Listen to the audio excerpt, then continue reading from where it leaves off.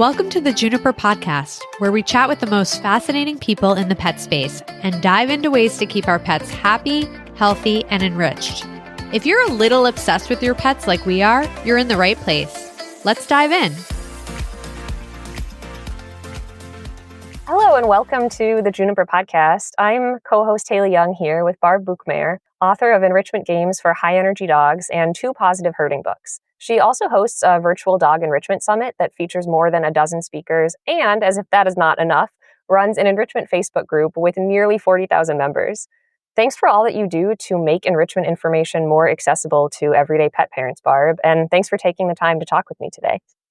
Oh, you're welcome. I'm glad to be here. It's always fun to help people, dog guardians, do a little more or feel they're doing what they want to do for their dogs. Absolutely. I know that you've done everything from working with guide dog training puppies to working with herding dogs. Can you share a little bit about your background, your story as a dog lover so far? Sure. I started out, we always had a dog, but he was tied outside. Dogs were not allowed in the house when I was growing up. But once I got on my own, my husband, I wanted to do some dog training. And so I got into the local area, had a Guiding Eyes for the Blind puppy raiser program. And I thought, oh, that's so cool because I was interested in guide dogs. And so I got Clay, little black lab puppy, and raised him. And he actually, I have pictures of him sitting in the church where we got married. And my husband, B, is sitting there in his suit with his leg crossed, his arm up, and he's holding a leash. And then on the floor, there's this little black puppy laying. So Clay went with us to Florida on our honeymoon. He was with us the whole time, and he became a successful guide dog puppy. And he was out in Colorado and worked with a man out there and was very successful. So that was really a good introduction. I then got into golden retrievers, and I did some obedience, but not at the level that a lot of people do it. It was just more, I guess, a fun type of obedience. I wanted the dogs to come and to sit and do things that I asked, but it wasn't, the precise healing type things. My husband was from a farm, and I was into horses. I had horses for when I was young.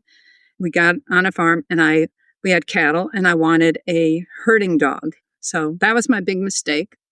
I got an Australian Shepherd, but he wasn't into herding. He was a very pretty dog, but he was not a herding dog. And so I got a Border Collie puppy and found out that herding is very difficult. And I worked on that for a long time. And the first time I went to a friend's, and she was ways up in herding, and I took my dog and we worked with our sheep, and her comment was, when you move, you always go the wrong direction. The sheep are moving, the dog's moving, you're moving. It's very complicated, complex, and you're trying to read and process a lot of information at once. So anyhow, I didn't stop because it's very addictive to see the dogs use their natural skills. That's what's really made me want to continue doing it. And we eventually moved out to Missouri, and I found a man, and I started working with him every week and learned more and more and more. But you'd never know everything about any dog sport, I don't think. There's always more to learn. Then I got into what I didn't like was we were always telling the dogs, don't do that. No, not that. And I thought, there's got to be a way to do this more pleasantly, more positively. I got to the point where I made a decision. Either I would try and move my herding skills up so I could run with the big dogs and run the big trials, or I could go a different direction. So I decided there's no way we had a full-time dairy. We were milking cows and processing organic milk and delivering it. And there was no way I could get away every weekend. So I decided I think I'll go a different direction, find a way that I can be more positive with the dogs. And so that's what I did. I found positive training, and I picked up a clicker, clicked it a couple times, thought, how hard can it be? Another big mistake. It's very difficult. There's so much to it. But I did know the herding end. And so I started trying to figure out, how do I adapt what I've learned in herding but do it positively. And so what I decided was, the first thing was, why couldn't I train the herding skills away from stock? Because there's really two parts to herding. There's having the skills on the dog on cue and having the dog being able to engage with me and watch the stock at the same time, which is very difficult because herding dogs, once they see stock, they usually lock on, they lose their hearing, and the world just comes down to that, just that stock. And so I started coming up with ways to train herding away from stock. I also did engagement where I got the dog, can you listen to me? Can you do sit? Can you do down? Can you recall? And just with stock in the distance, very far distance. And then eventually I moved closer and closer to pen stock in a small pen. And once they could do like sitting down, recall off of, maybe 4 or 5 head in a very small pen, I introduced those herding skills that they had learned away from stock. And once they could do those, I turned the sheep loose and we were on our way. So that was kind of the evolution. And after that, I decided, I kept getting emails and people would contact me and say, I went and I took my dog to, this herding trainer. He's a young dog. He doesn't know anything. And I didn't like how it turned out. And I got thinking there must be a way to do this positively. But they didn't know anything about herding. And so a gal from South Africa contacted me along the way, and Sally Adam, and she was a very, very good positive trainer. She did agility and tricks with her dog, never done any herding. So she wanted to know if we could work together on herding, which we did. And over the years, it took, I think, 3 years of her working. She got a puppy, a border collie. See, we were worlds apart. We only worked through Skype, so we never actually met. I've never met her in person. Her dog's actually passed now, the one we worked with. But she was able to not only get her dog going, but she became the South African Reserve Junior champion with her dog. And so that was really amazing. But it was kind of interesting that even though their dog was trained positively, she never tugged with her dog at a trial, because if she pulled out her tug, people would come up and tell her she was ruining her dog.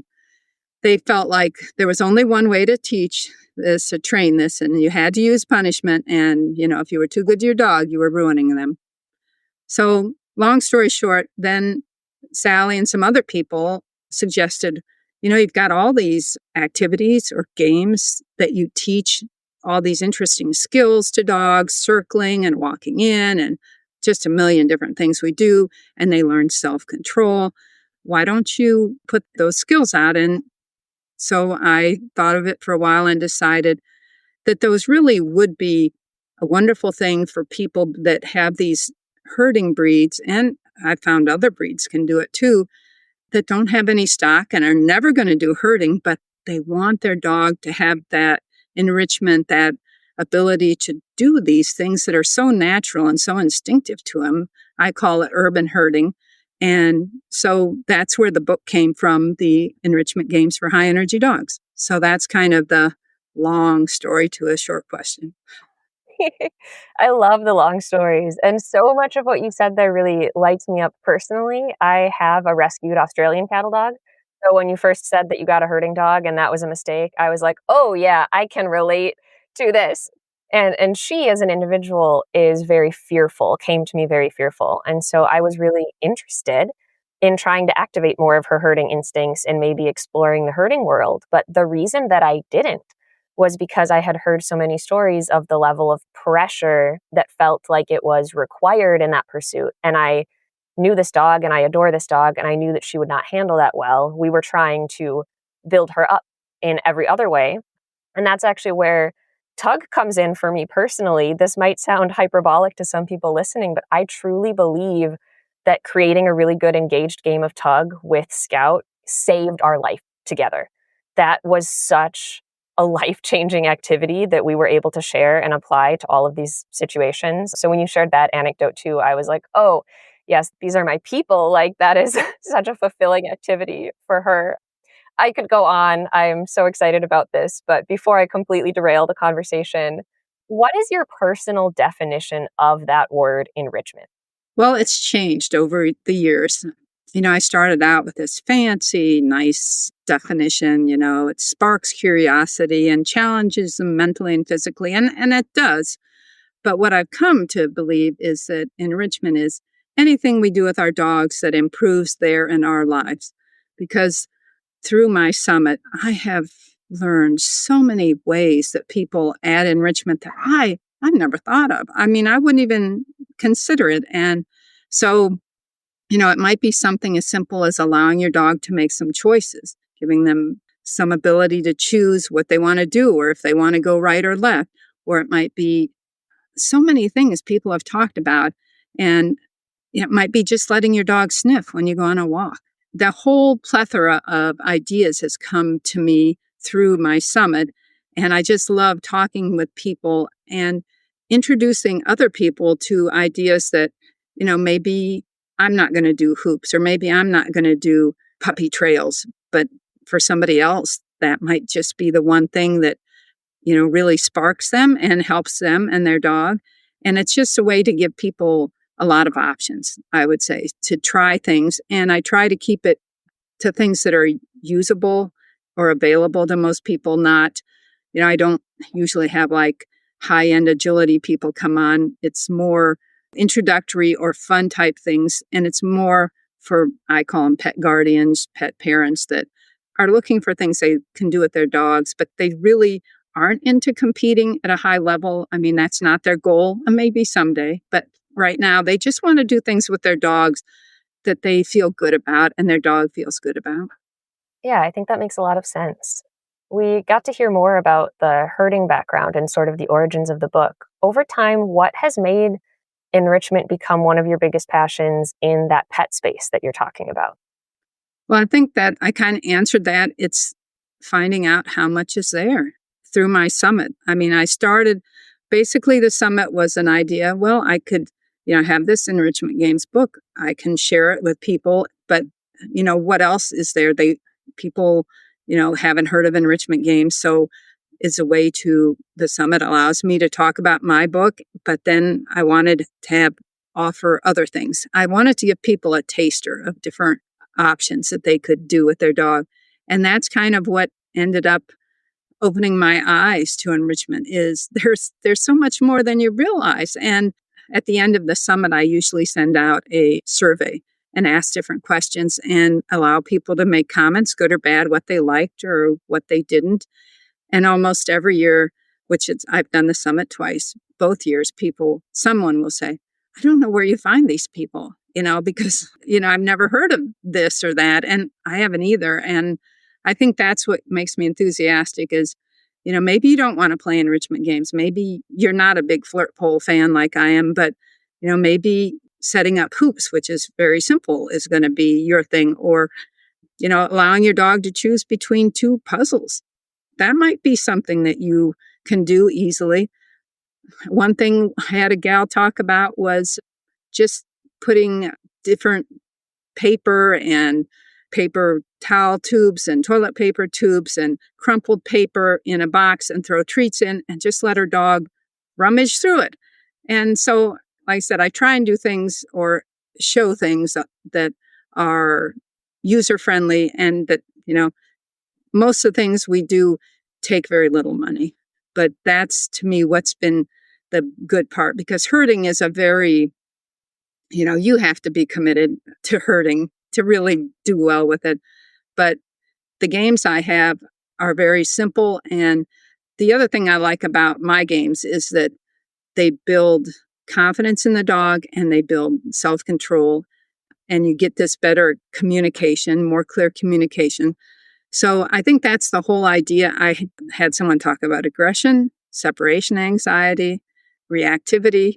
And so not that we're going to solve those things, but people are unsure what to do, where to look, if it's a big problem, a little problem. And sometimes I think we're almost embarrassed because our dog's doing things we aren't comfortable with and we don't really want to tell anybody. And I've even had trainers who talked about this, that they get a dog and they really delay how long they take until they get extra help because they feel like they should be able to handle this. I'm a professional dog trainer, but, the whole idea is you can do any of these things or maybe just look into them more yourself after the summit and, just go on from there. And the response has been so good. I guess that's what, if you want to know why I get excited, it's the response is so good. People get excited and it seems helpful to them. And so I feel like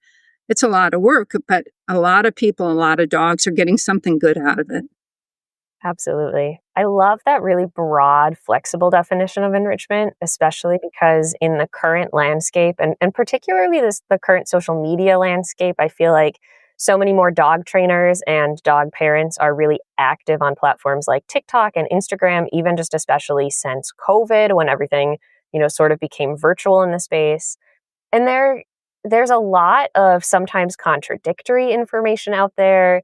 It can be really difficult to wade through, especially as someone who just loves their dog and is trying to do their best. And, sometimes you see enrichment described as very specifically only these 5 puzzle toys or only this. And I think that can be so misleading, ultimately harmful to pet parents. Or sometimes you'll even hear dog trainers sort of arguing back and forth about how enrichment shouldn't be replacing time outside. And it's well, those activities outside can be part of enrichment as this broad thing.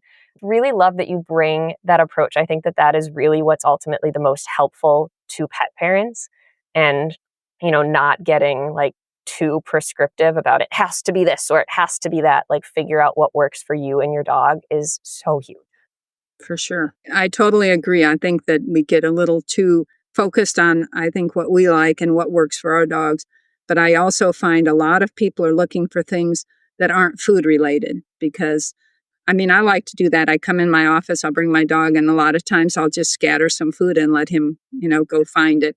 But if your dog gets older, your dog gets heavier, or they're just not that food motivated, people are looking for other options too. Yeah. And I think that fixation on food-based enrichment, which is also one of my dog's favorite forms. We love a good snuffle mat. When you mentioned just putting paper in a box, whenever we receive a package, it's one of Scout's favorite things in the whole world. If we just put a few treats in it, she will just get so excited. It's the holy grail for her. So I love good food enrichment, but I do think that fixation on it can definitely make some pet parents feel ostracized and can just be a disservice to the dogs involved because, of course they love food. I also love food. Most of us creatures love food, but there's so many more fulfilling things to our lives than just how we're obtaining that next snack. For sure. Hopefully. Yes. In the healthy, perfect, balanced version of our lives, right? Yeah. So I feel like you sort of addressed, maybe your answer was hidden in the previous answers you've given, but if you could tell every dog parent one thing about enrichment right now, you have a megaphone going to all of them at once, what would that one thing be? I think I would say don't stress about trying to provide the right amount or type of enrichment because, people will ask, well, I'm doing this and this. Is this enough? Well, it depends. It's very personal to you and your dog. So I think I've seen people that make schedules. Oh, we're going to do this. To me, that's a little off-putting because we're busy and now I'm going to have to, add something in that I have to do or feel I have to do. Didn't check that off. Uh-oh. I enjoy having a good think about, well, what does my dog like? What kind of toys, puzzles, snuffle mat, walks? It's nice to have new ideas. Everybody likes to try some new things. And I think the dogs get bored with the same old puzzles, same old things. But I would say just don't get so hung up on if it's the right amount or the right kind. Just do what works for you and your dog. And if you feel comfortable with it, somebody else might not work full time and they might spend a lot of time with their dog doing things. But, if you have a high energy dog, maybe you can try and do, more walks, more active things. But if it's cold and snowy, you're going to look for things inside, but just the idea of enrichment is to make our lives better. So let's not all stress over this. Let's just try and figure out what works. And if, some days you're too busy, you're gone. It's just not going to happen. Other days you do other things. And I think if you just watch your dog and see what feels good to you and your dog, that would be it. Just don't stress. Just do what you can and try and feel good about what you do and not bad about what you don't do. Oh, I love that way of phrasing it. Yeah. Back to that flexibility and the nuance. Have you joined Juniper yet? Our free guides, articles, and newsletters are packed with tips to keep your pets happy, healthy, and enriched. Sign up today at juniperpet.co. With that as a really helpful preface so that no one listening plays the direct comparison game, I would love to hear what your current enrichment go-tos are. And I know you have some things to show on screen, so we'll post the video versions of this. And for anyone listening, you'll be able to find those on our social media. Sure, that'd be great. So I break enrichment down into two types. I call it entertainment and engagement. So entertainment are things that you set up ahead of time, maybe a snuffle mat or a Kong, a puzzle. And even though you're going to be there to monitor because you definitely want to keep your dog safe, you're not going to be directly involved. Maybe teaching a puzzle you will, but once your dog knows it and then you're going to the next level, you probably just want to let them try and figure it out and only jump in if they get, need help or get frustrated. And then the other type is I call engagement, where you and your dog are doing things together. So if you're going on a walk together, you're both out there, you may be hopefully not on your phone because I like to do a lot of thinking. I like to have my dogs loose if I can, and I like to keep track of them. And I come up with some of my best ideas, my most creative ideas when I'm walking in the countryside. But I'm engaged with my dog, and I like to do other things where we're playing together or doing an activity together. So for my entertainment, where it's more like, I'm setting something up for my dog to watch TV so I can do something, I like to use something like a Kong or a Pupsicle. Now, I wanted to show, I've got Pupsicle here that it's getting a little worn. So I did buy a second one that is made out of more of a silicone. It's a little softer than this one, and it's actually held up quite well so far. And when you get these, I can show they come apart and then they have a cavity. Oh, that's so easy to fill. Nice. Yeah. And then I get these, like the Pupsicle comes with, you can buy this, but you can buy these much less expensive. They're silicone molds. What I like to do as my go-to is I get pumpkin, raw pumpkin or canned pumpkin. It's not really raw.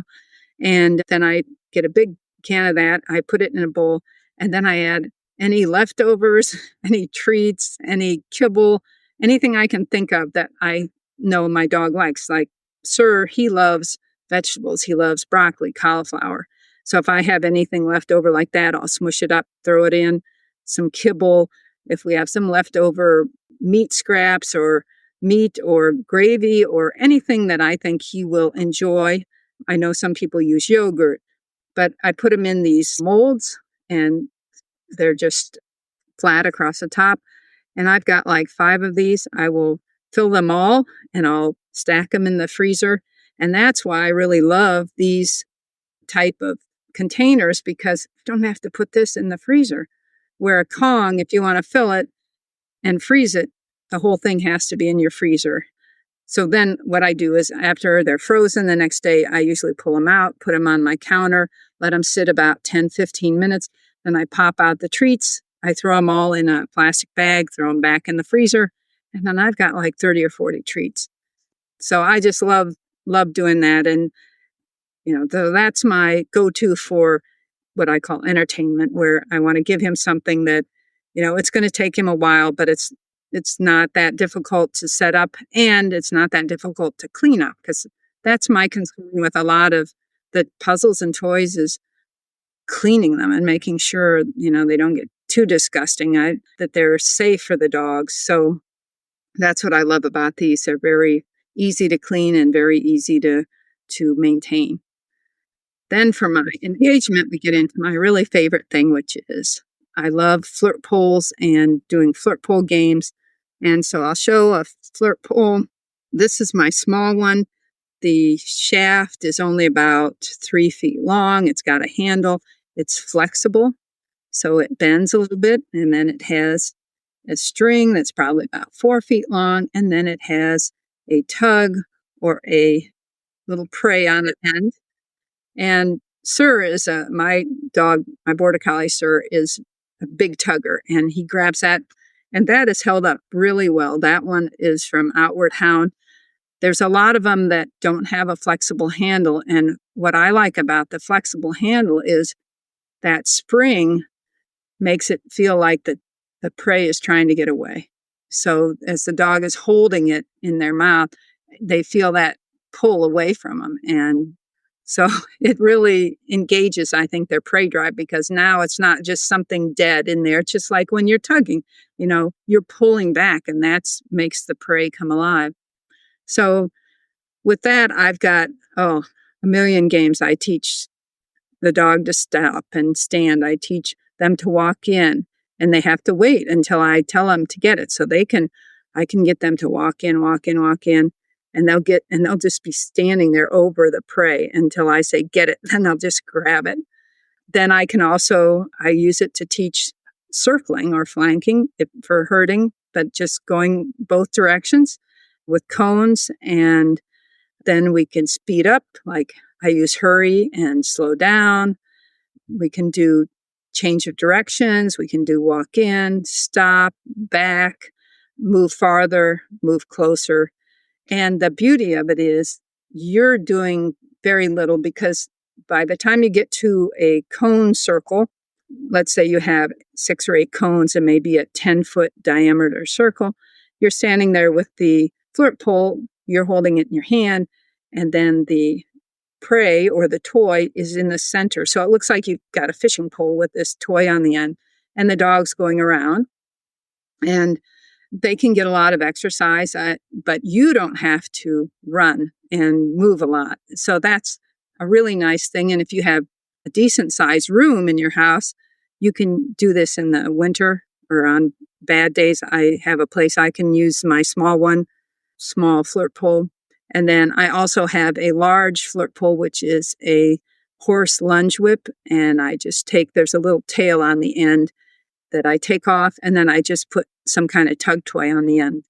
And then I can take that outside, and you can make a big circle, and the dogs just love it. And it's so fun for them, because I think the idea is we're not going to go out and have the dog run in circles, like without thinking. I try not to have the dog go more than around one complete circle. I want the dog listening. Okay, go this way, stop, walk in, get it, tug a while. Then, okay, now they're back out there, go the other way. Okay, now go back the way you came without stopping, and, maybe sit or down or anything you can think of. And I've even had a woman that does this from a wheelchair. She's able to play with her dog. So it makes it really nice, because it's hard for her. She can't get out and run with her dog, but yet her dog can get a lot of exercise. So those are my go-tos. I love my popsicles and I love my flirt poles. Those are the things and the thing I love about the flirt pole is every dog I've ever used a flirt pole with, they love it. And I always end up laughing. It's just fun. And so I think if something isn't fun, you're not going to do it. I mean, we're just not. It's just the way life is. It's got a lot of uses that a lot of people don't know about and aren't using. And it's not like, well, there's a correct way, but it's just, I'm saying there's more ways to use it. And the only thing I would caution people with a flirt pole is please, please, please be very careful. You don't want the prey above your dog's head hanging there. You either want it on the ground or dancing along the ground, or you fly it back to your hand very quickly, because this is prey. This is prey to your dog. And if they can get it and they want it, they're going to jump to get it. So You definitely don't want them jumping and hurting themselves. So that's the main thing about a flirt pole is there's a lot of great things you can do with it, but you definitely want to practice without your dog so you can really put it where you want the toy to be and you can fly it back to your free hand efficiently so that you're not, standing there thinking about something else and your dog's jumping and hurting themselves. Yeah, I think that's a really great point. And when it's used thoughtfully, it can be such a perfect marriage of the opportunities for self-control and working on those training skills. And also, like you said, just the pure fun and fulfillment for everyone involved. I think that, once in a while, I hear a fellow pet parent express concern about some activities like that. Like maybe their dog has a really high prey drive and this is something that they've struggled with. I personally struggled with this. One of my worst moments in life with Scout was we had just moved to a new neighborhood and there were a ton more squirrels than they used to be. And at this point, I was already invested in training her. I had a little bit of ego going. You mentioned how some professional trainers even struggle to seek outside help because you want to think that you can do it yourself. And so I just thought that we were past this and it was as if I didn't exist. And I ended up sitting down on the sidewalk in tears because she was so fixated on the prey. And that was embarrassing and difficult and not fun for her and not fun for me. And I think it's natural sometimes to have this concern about an activity that acts on those instincts. Will doing the flirt pole make her even more likely to try to chase the squirrels? Will that add conflict? But when implemented with thought, it does the exact opposite. It actually allows us to build those skills and that control so that we can go on a walk and I don't have to cry on the sidewalk because I don't exist and the squirrels are the only things that exist. So I really loved that you touched on all of those different ways to develop those skills in the context of the game and not just this endless pit of arousal where your dog is just getting more and more and more hyped up. Yeah, I have border collies. I've always had border collies. Once I was past my Australian Shepherd and my Golden Retriever, which I love Golden Retrievers, but you don't want, it's got to be self-control. It's got to be, or, because they are so easy to, wind up. And that's the last thing I want to do is wind up my dog. One thing I wanted to say too is I've had another woman ask me about squirrels. How would she, how could you use a flirt pole to deal with squirrels? They run up the trees. And I said, well, if you get your dog used to a flirt pole and get self-control on that, it really, for me, it helps with the dogs not wanting to get out or not allowing themselves, having the self-control to not go into the cattle, not go into, my sheep if we walk by. But I said, you could take your tug, put a string on it, run the string over a limb of a tree, and you have a squirrel on a string that you control. And so you can work with your dog all you want. And, you can even get those tugs that look like squirrels. And that was the reason I really loved the tug or the flirt pole for herding is it's like having a sheep on a string that I totally control. Because as soon as you have live sheep out there, no way do you have any control. I mean, I control them initially by putting them in a small pen so that we don't worry about the movement. The dog doesn't have to worry about that, which is totally a big deal for herding dogs. But it's so great to have something that you totally control. There's prey you actually control. You can, make it lay still. You can make it jump. You can make it dance or run, but you're totally in control. And that's why I found it so helpful with herding. And any dog, most dogs have prey drive, so a flirt pole can be, really helpful to work with them. And it's fun. That's the best part. It's really fun. Yeah, you're inspiring me. We live full-time in a converted van right now, and we used to play a lot of flirt pole at our house, and the flirt pole broke, and I just never got another one because there are other activities we enjoy. But I'm feeling really fired up about flirt pole again, and I might need to look into acquiring a replacement after this conversation. You've lit that fire again.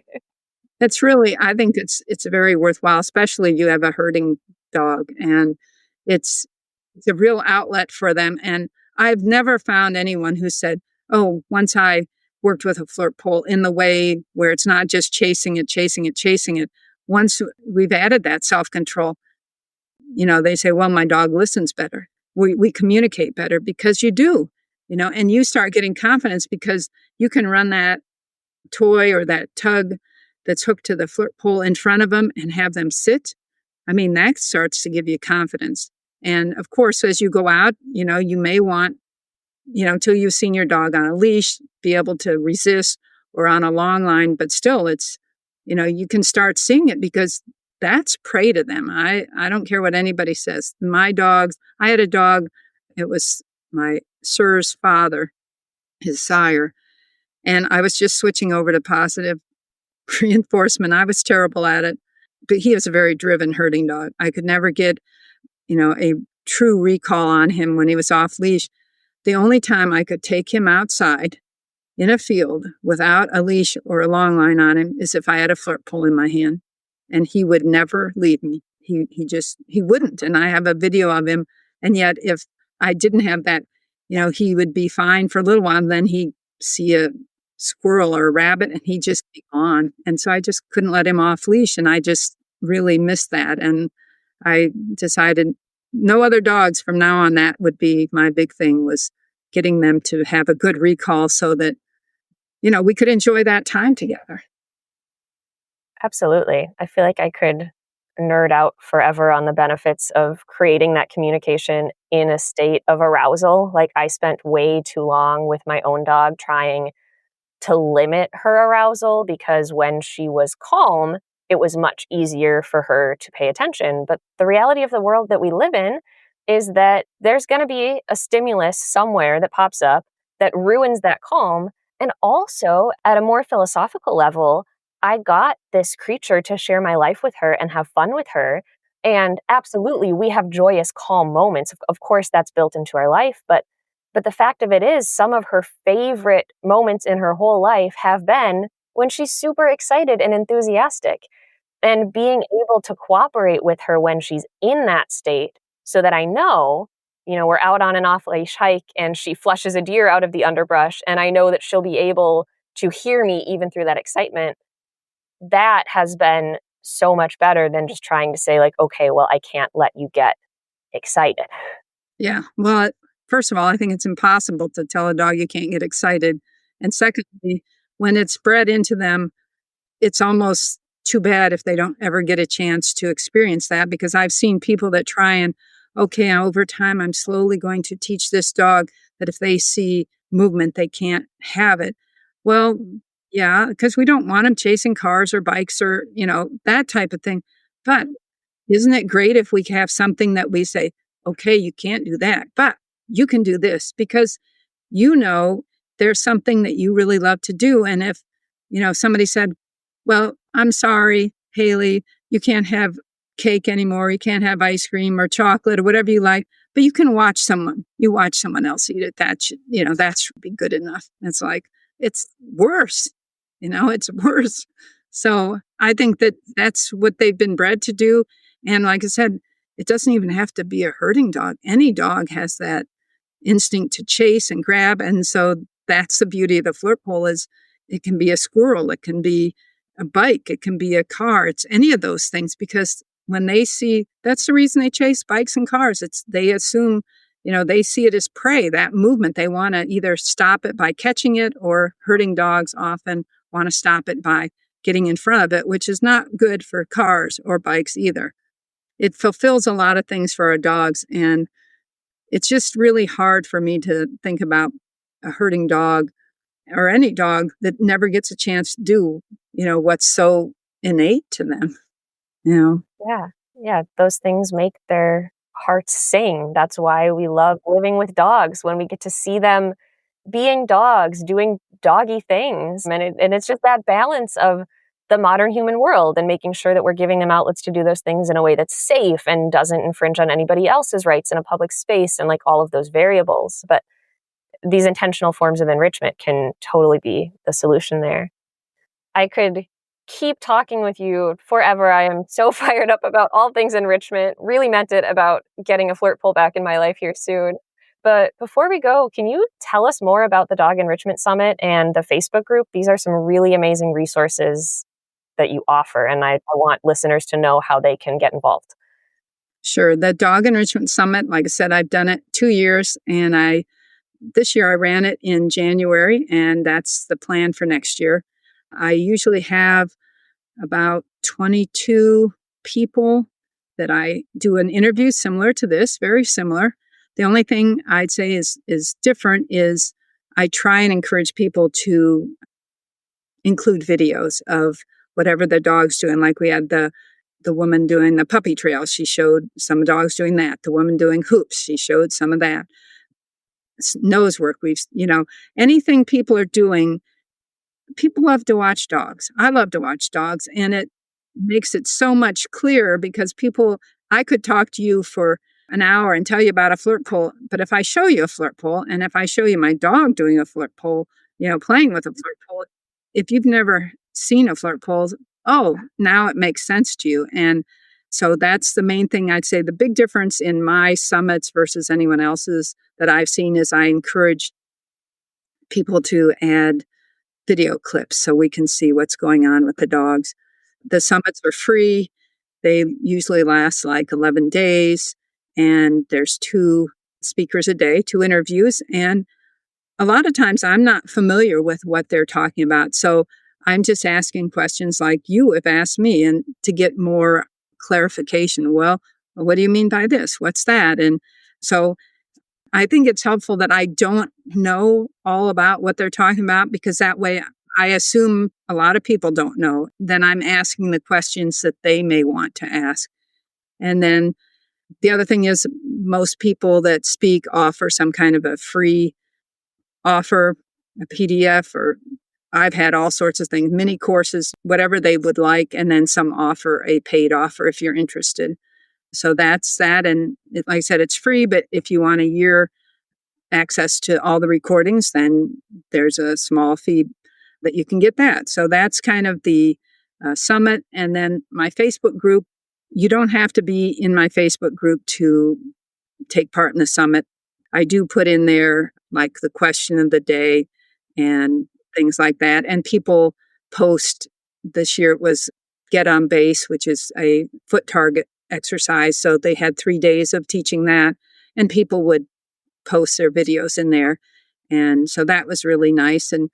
But the Facebook group it's more about all things enrichment. And I sometimes post, things that are, well, mostly, of course, it's dog, because it's called Dog Enrichment. But if I see something cool that a cat's doing, or a bird, I'll put that in. And so people post if they have new ideas, or if they have a question about, what do you think about this, or how's this work?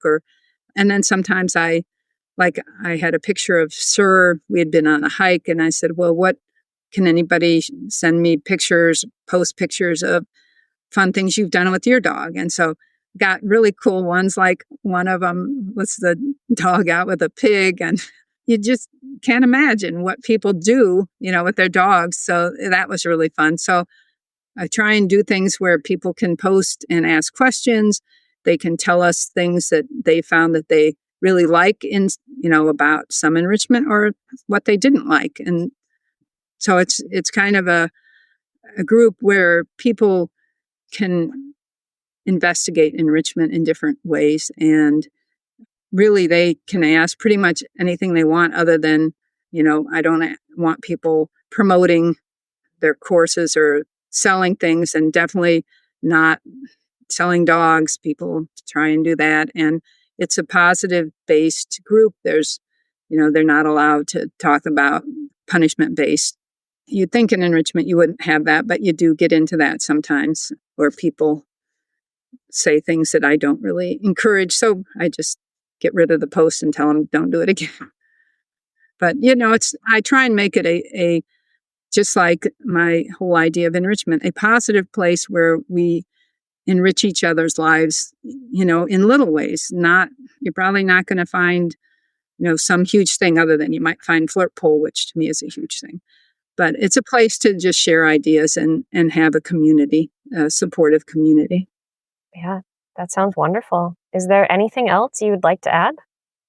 I guess if people are interested, I've got my Enrichment Games book, and it talks about it starts out real simple with the get on base, which is the foot target, and then run the bases.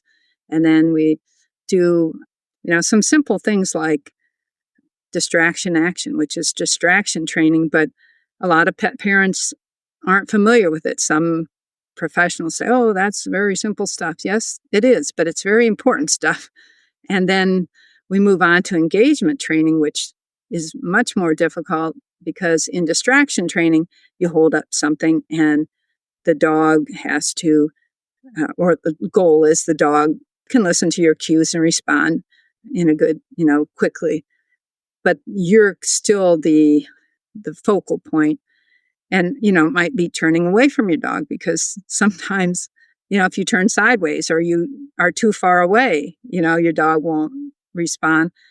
But it's all based on you and your dog. But then the engagement is now the dog needs to listen to you while they're engaged with a toy or food. And so that's much more difficult because you're not giving them any physical cues. And so that's another step. But see, that came about because when you do herding, the dog has to be looking at the stock, but they need to listen to you.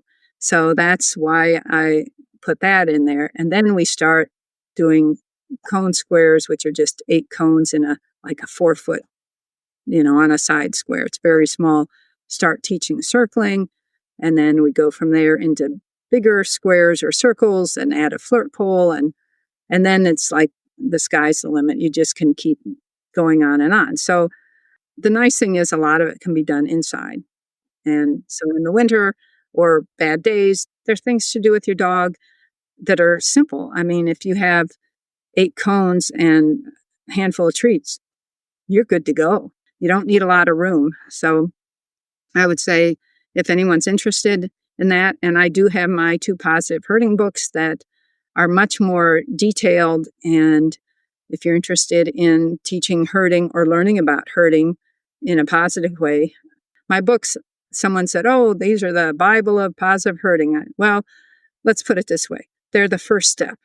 And hopefully, as Bob Bailey says, after you train something, you go back and say, how could I do it better? How could I do it quicker? And I have changed from how I train the circling. And in my enrichment games, it's a little bit different than my herding games because I've evolved. And with working with people, I found, oh, this works better. And even now, like when I teach or show how to do it, how to start a dog circling, I do it a little different because, isn't that what we want to do? We want to keep evolving, making it easier. Where before, I'd always have the dog come back to the same place to start. Now I start them and then I just turn and we keep going around. Well, the beauty of it is if you take them back to the start, they're perpendicular to you. Well, they have to decide which way do I go? But if they've gone a couple times to, clockwise and their body is kind of facing that direction, well, you're much more likely they're going to go that direction. So you're setting them up for success. So it just makes sense. And like anything else, once you've done it a few times, you start thinking, oh, and your dog often shows you. They'll show you things and you think, yeah, that works better. So if anyone's interested, I'll have the summit in January and my Facebook group is there all the time. And my books are on Amazon and Dogwise and Clean Run. So they're pretty available. But I welcome anyone to any of my things that I'm doing. It's fun to meet people. It's fun to hear about their dogs and see what they're doing because I'm always amazed, like this get on base game. People would say, oh, it's too simple. And others had still struggled with it. And then one gal told me how she had taken a carpet square that she played the game with and taken it with her to her vet's office. And her dog, who always was very insecure and upset, just settled right down on the mat. And did it make the vet visit go 100% perfect? Probably not. But it made her feel better because her dog could relax. She could relax a little. And it just calmed things down so that she really felt it'd been well worth doing. Absolutely. Thank you so much for making the time to talk with me today. Thanks for listening to the Juniper podcast. Don't forget to sign up at juniperpet.co for guides, articles, and newsletters that make pet parenting easier. And if you're a pet brand looking for creative content that connects, drop us a line at juniperpet.co. We'll see you next time.